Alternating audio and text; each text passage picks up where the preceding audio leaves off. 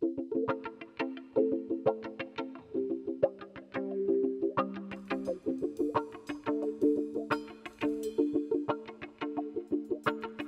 de tu bombona de oxígeno la válvula. Gesticula pa' la foto la carátula. Subtitúlame la vida pa' entenderla y que me envuelvan sus patas de tarántula. Robo de tu bombona de oxígeno la válvula. Gesticula pa' la foto la carátula.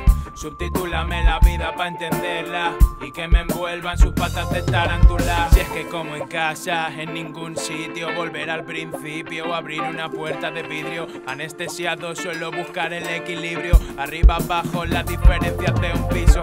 No sé, merecerán poder pisar ese suelo. El bombo precede a la caja resuena en mi pecho. Cuando suenan a 90 me mueven por dentro. Cuando vuelo sobre esto me quedo despierto. Respirar a punto de inhalar su aroma. Apurar, permanecer y deshacer la droga. Tengo todas las papeletas de esta tómbola y me escapo navegando en góndola. Robo de tu bombona de oxígeno la válvula. Gesticula pa' la foto la carátula. Subtitúlame la vida pa' entenderla y que me envuelvan sus patas de tarántula. Robo de tu bombona de oxígeno la válvula.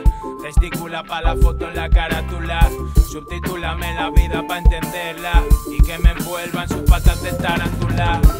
Recapitulando en el diván, el silencio suele ser la respuesta que te dan. La palabra en el papel, la palabra digital, la palabra escrita al fondo de un pasillo sin final. Y la palabra como viene se va, lloviendo el cielo caer y nadie sabe volar. Y el calor que hace ya no es ni medio normal. Y yo con alas de cera por la tormenta solar. Y sobre todo me gustaría conocerme. Estreche su mano deseando su muerte. A veces me escondo tras un modenso verde. Lamento si decepciona lo que encontraste.